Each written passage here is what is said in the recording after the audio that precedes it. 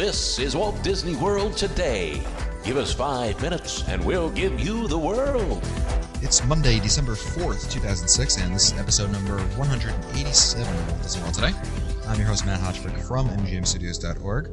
On the show today, it's Mike Newell of Mass World Radio. Welcome, Mike. You caught me in mid-swallow here, drinking something. Mid-swallow, huh? No, mid-burp. Also on the show is Mike Scopa of MousePlanet.com. Welcome, Mike. You see, we invited distinguished scientists from all over the world to come and work here. Unfortunately, none of them showed up. That would be Kermit from Muppet Vision 3D at the Disney MGM Studios. Yeah, and they did not come to see the Muppet Labs. That wasn't very hard. Thanks, Mike. Make me feel better about myself. Newell over there making snide comments. It wasn't so hard. I could have done that. Well, he goes, you want a hard one, easy one? So he said, give us a hard one. We'll call you Club Soda. That's what it came Newell out. from now on. Club Soda. On today's show, we're talking about the most important meal of the day that I always skip. That would be breakfast. But it's interesting because in my everyday goings, I usually skip breakfast. I hardly ever eat breakfast. However, at Walt Disney World, I always eat breakfast. And there are some really interesting places to eat breakfast, some good, some bad. And today we're going to talk about some of our favorite and not so favorite places to eat breakfast around the parks and the resorts. Let's start off, since Mike Scope obviously stays at Pop Century, and I've stayed many times at the All-Star Resorts, and Newell has stayed at All-Stars as well. Let's start with the breakfast that you get at the food court offerings at either of the Value Resorts. What are our thoughts about that? Talking about the value resorts, Matt? Is that what you said? Yeah, let's start with the Value Resorts breakfast, because what I found, the Value Resorts breakfast is you kind of, have an option. There's different stations, if you will. There's the hot station, where you can get, the hot food, hot obviously. Stuff. Yeah. There's the self-service areas like the salads and the Pop-Tarts and things of that nature. What do you guys think of those breakfast options over there? Well, I like what they have at Pop Century. I don't want to think too much when I first get up in the morning. I just want to get going. So if I feel like if I'm going to have breakfast at Pop, All Things Pop, I guess the place, the food court is called. They have like a breakfast platter, which is, I don't know how much it is, but it's got everything you need. You get eggs and you get biscuits and you get sausage and you got bacon, normal stuff, and then you can get some fruit and whatever and juice, and bang, you eat and you get going. I think the thing that's important to me is when I eat breakfast at a resort, whatever resort I'm there, I want to eat it quick and I want to get out of there. I want to get my day going. So that's why I like Pop Century's food court when I eat breakfast there. What I found, and I think I like, for the grab and go kind of thing, nothing important, no thinking involved. It's a good way of putting it, Scopa. It's a great option for those food courts. What's interesting is that for what those offer you, I found that at the moderate resorts, specifically Port Orleans French Quarter, the food court over there, it's very limited compared to what you could get at, say, Pop Century or the All-Star Resorts food courts. I think that's because of the capacity of the resort. Right. That very well could be true. But, while we're talking about Port Orleans, a place that I really like their breakfast is Boat Rights. Have you ever eaten there at Port Orleans Riverside for breakfast? Not for breakfast. For lunch I have, but not for breakfast. Yeah, see, but I believe they have don't they have I've only eaten there for breakfast, not as opposed to lunch and dinner, but I found their breakfast to be, their food tends to be it's Cajun is a good way of putting it, I believe. They have wow. it. It's an interesting breakfast that I found over there. I ate there, I think once over there. I thought it was very different. It's not a character meal, which is interesting in itself. I found it to be a good selection of food, and the prices are actually decent, I would say. So I enjoyed it a lot over there. What's Scopa? What's a favorite breakfast place to eat breakfast rather at a non-character meal? Non-character meal. Are we talking parks? Are we talking resorts? You pick. Open-ended question right there. Rather. That's a tough question. Well, I'd have to go with what comes to mind. Doesn't have to be your favorite. We won't hold you. I like breakfast at Boma. I've heard great things about that.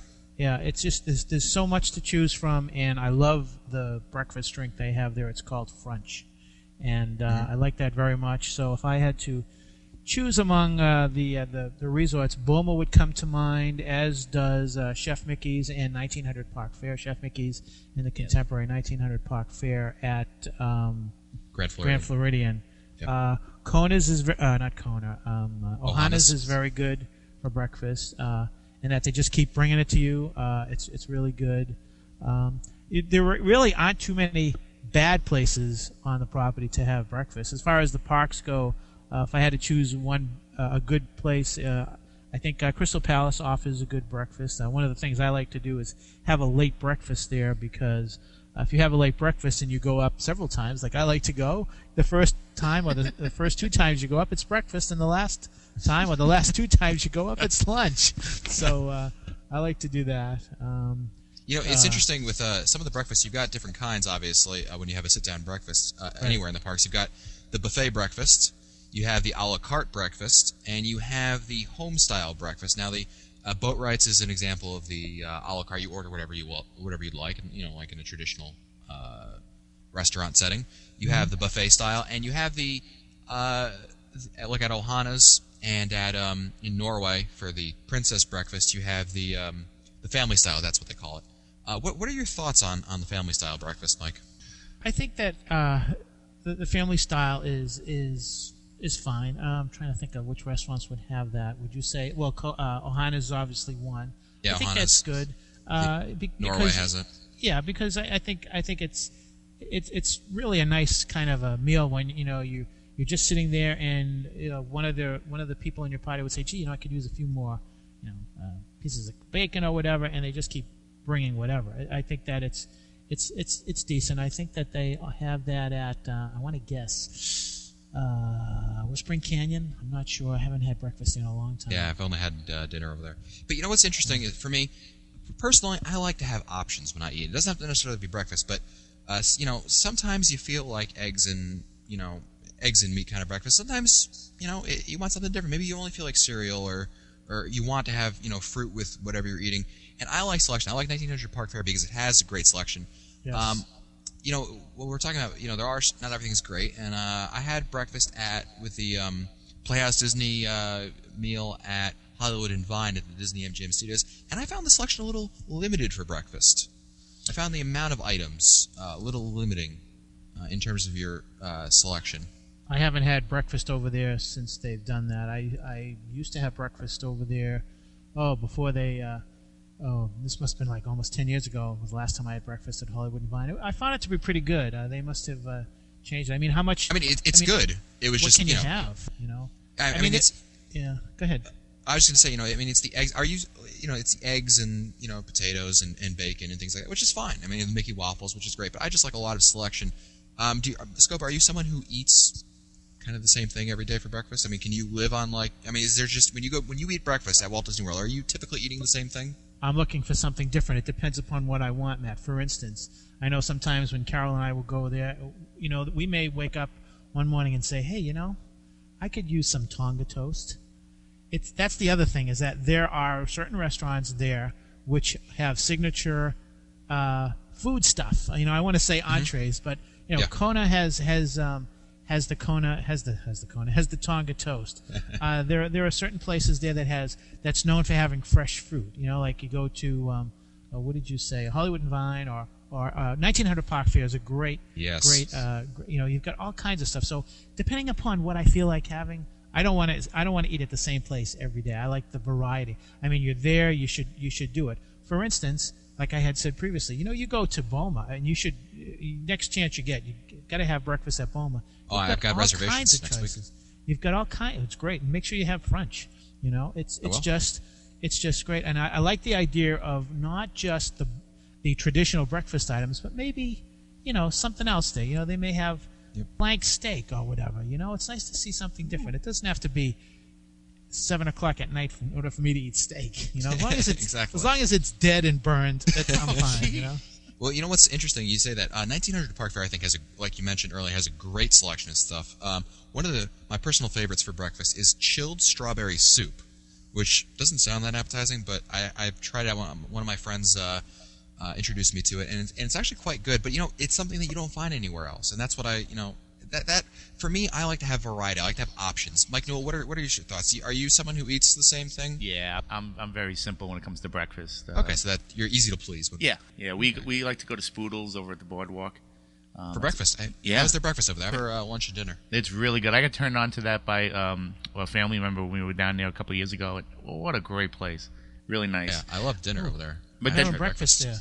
Yeah. Oh no, try it. It's really good. I'm gonna look at their menu. Yeah. It looks like they've got, and this is of course a la carte breakfast. Yes. Which is interesting. Let's quickly move to character meals. We kind of hit upon that a little bit with 1900 Park Fare.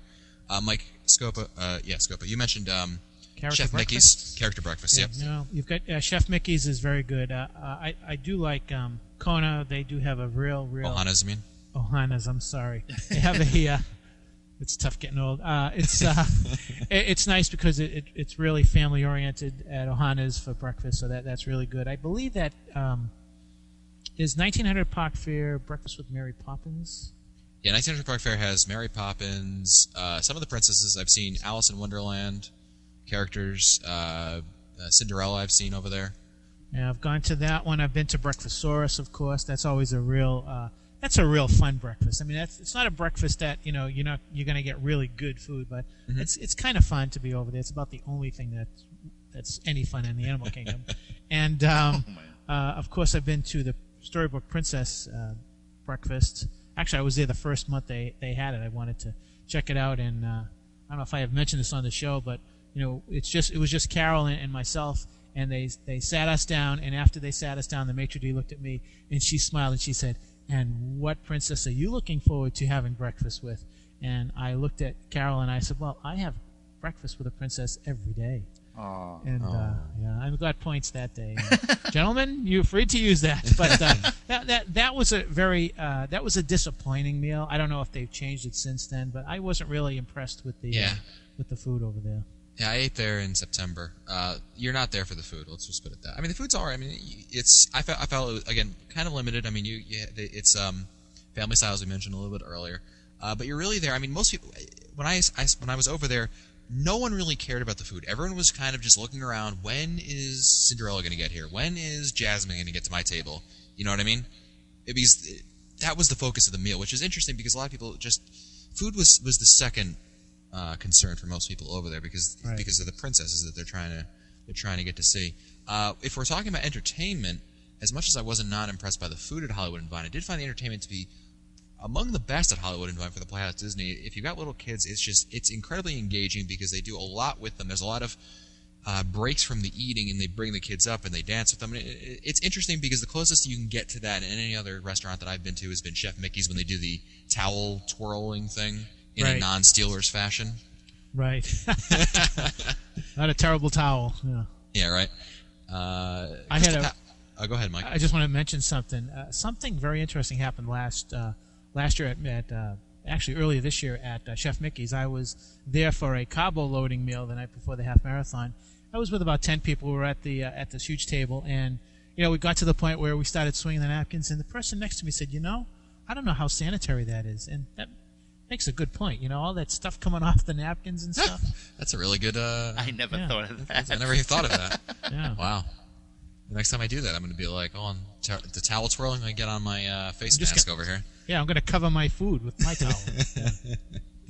Have you guys eaten at Cape May Cafe for breakfast? At the Beach Club? No, only I've eaten there for dinner, and the first and last time I'll eat there for dinner. But. Yeah, no, the breakfast is it's good. I mean, it's good for a last minute thing. I found that it's average. The only problem is I saw Goofy in a midriff, which I did not want to see. That'll keep you awake at night. Yeah. But I mean, it's a good if you ever need we mentioned it I think on earlier shows, but if you ever need a last minute character meal and you can't get into the traditional places like the more popular ones like Norway or Cinderella's Royal Table or Chef Mickey's, odds are the breakfast at the Beach Club for Cape May Cafe is always probably easy. One we kind of grazed over a little bit was, of course, Crystal Palace at the Magic Kingdom. That's got the Pooh characters over there. I like that one a lot. Yeah, that's a real nice one. I think the quality of the food at Crystal Palace has gone up in class over the last 5 years. I think that's become a real popular place to eat.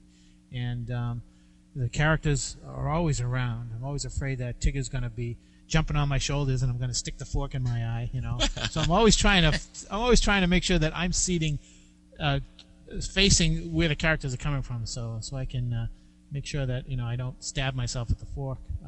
It's a great place to have breakfast. I love going there. Of course, if I eat there, I always make 8 a.m. reservations, something ridiculously early, because it's just there's something to be said about being able to get into the park before the park opens, and it's a great photo opportunity, to kind of take a picture of yourself in front of the castle with no one else behind you, and then go to breakfast. And then odds are you should be able to finish breakfast around 9 a.m., if not a little bit before then, depending on how fast you eat and how important the characters are to you and all that. And that I think it's a great option over there because it kind of kills two birds with one stone, and that's part of the appeal. And it's not even eating over there, but the food is very good. Mike Newell, what are your favorite places to eat breakfast at? Home.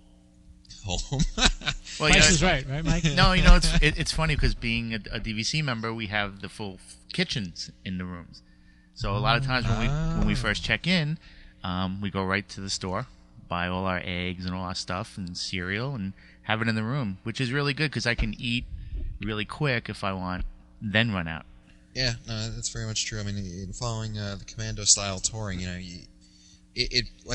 of the reason why I say that, when I go to Crystal Palace, I always make that 8 a.m. reservation because it burns a hole in my pocket. I don't know what it burns a hole in, but it bothers me knowing that I'm quote unquote wasting time. Right. When you could be eating doing something when I should else. Be in the parks, especially when I always go during off season, so hours are more limited. With that being one of the trade-offs, but does that bother you at all, Scopa? What, to go during when the parks are limited? Especially breakfast, because you're wasting that magic hour. I think that I would subscribe to that philosophy because I don't like to waste any time when I'm down there, and sometimes breakfast is a waste of time. And what I usually do, as a matter of fact, we did this last week. I grabbed a couple of protein bars, and I'm going to stick them in my suitcase. And so when I wake up in the morning, I'll have a protein bar and maybe some water or iced tea or whatever, and then I'll head off to the parks. And if I get hungry, I'll have something around 10 o'clock or 11 o'clock. I don't want to lose that golden time, Matt, that you're saying. There's a golden window of opportunity in the first 90 minutes to 2 hours of any park opening where you can get a lot of stuff done in the parks. And if you lose out on that, then you're playing catch-up for the rest of the day because, again, like you said, during the off-seasonal, doing the low operating hour times of the year, you're limited to how many hours you have access to those attractions. One of the more popular breakfasts, at least in years past, was, of course, Cinderella's Royal Table at the Magic Kingdom. Although, if you've ever listened to our podcast, I'm sure you've kind of noticed that we're not the biggest fans of it purely because of how expensive it is now to eat over there. According to Deb Wells' site, it's $31.99 for an adult and $21.99 for a child for breakfast. Scope, I mean, we've talked about it in the past, but we're not. Are you still of the opinion that it's not the world's greatest, far from the world's greatest deal out there? I think that my opinion stays the same. I do want to say though that if there's anybody out there who's going for the very first time to Walt Disney World and who really wants to see their little girl smile, then by all means, try it. But we can tell you that it's a lot of money for what you're going to get. And if you really want a picture with Cinderella, I would go to the Storybook Princess Breakfast in Norway in Epcot. The breakfast in Norway, as an example, now Cinderella's Royal Table is $31.99 for an adult, $21.99 for a child, as I mentioned. For an adult in Norway, it's only $22.99 for an adult and $12.99 for a child. And so Belle's there. And Belle, well, there you go. If that's Enough said. Exactly. What are some other highlight good places for breakfast, Scopa? Best place on the property for either breakfast, lunch, or dinner, bar none, Trails End. And I can tell you that Mr. Newell and I, our first 2 meals of our Mousefest trip are going to be at Trails End. We're going to be at Trails End for dinner, and we're going to be at Trails End for lunch. I don't know if we're going to have breakfast, but we're going to be there for lunch, and from that point on, everything's going to be downhill. I'm going there we're going there for lunch on one of the days we're down there for Mousefest. That's right. You're going to be with us. That's right. I forgot. Yeah, no, and for breakfast, it's $11.99 for an adult and $7.99 for a child. Wow, are they stuck in 1986 or what? That's before Disney Dining comes in. Disney Dining Experience will knock that $11 down to maybe $9. Yeah. Oh wow, good point. I forgot about the Disney Dining Experience, and that's another good reason to have an annual pass is to be able to get the Disney Dining Experience card, which can always help bring down that price a little bit, Yep. and pay for some things. And how's the food selection? Obviously, I'll see it firsthand a little bit later on this week. But it's very good, Matt. They like the Crystal Palace in Hollywood and Vine for their meals over the last several years. They've really upgraded the quality of the food. I know that the kitchen that is used for Trails End is the same one that is used for Hoop-de-Doo, and so the fried chicken that you're getting at Trails End is the same fried chicken that the people who are paying $20 more per person for Hoop-de-Doo or $30 more per person for Hoop-de-Doo. It's the same chicken. I think that everyone should really try Trails End. I mean, where else can you get salmon and chicken and roast beef and all kinds of good stuff for, I don't know, less than $20 a person for dinner? I mean, it's really, really good quality food. Quickly, we're running a little bit late here, but in the parks, if you're someone who's going to say, "Oh, forget it, I'll just get something in the park when I'm there," there's a very limited selection. I know at the studios, you've got the starring roles, which is really small. I mean, it's tiny, very limited selection over there. I really can't recommend it. However, you know what I found the best place to have breakfast is Tusker House in Animal Kingdom. I found their breakfast there to be really good. Never been there for breakfast. Only been there for lunch. Tusker House is becoming my most favorite attraction at Animal Kingdom. I know that they're going to be. There's been some talk about changing that to possibly a character meal. Yeah, I've heard those rumors too. I hope not, because it's just like you said, Mike. It's one of the better things in Animal Kingdom, in my opinion. Of course, there's that breakfast. Where's that place on Main Street, USA, in Magic Kingdom that has breakfast foods? But there's always a huge line coming out of it because, of course, it's a on Main bakery. Street. Is it Main Street Bakery? Is that what it's called? Yep, Main Street Bake Shop, and they've got. I mean, that's your best bet for breakfast over there, and of course, it's packed. In Epcot, Electric Umbrella and Sunshine Seasons. Is that what it's called? Right, in the Land. In the Land Pavilion. In MGM, I'll let you pick the place, Matt. MGM. Yeah, and I mean, it's just really starring roles, and that's not saying much. I think in all, aside from Tusker House, but even then, I always advocate not eating in the parks for breakfast because you're just wasting that magic time. You know what I mean? Unless you want to have a late breakfast, but even then, it's anything before noon is. I mean, you've got the best opportunity to do and see things. You know what I mean? And I agree. Yep. I think your time is better spent waking up a little bit earlier, eating, and being able to take full advantage of all the time that you have in the parks.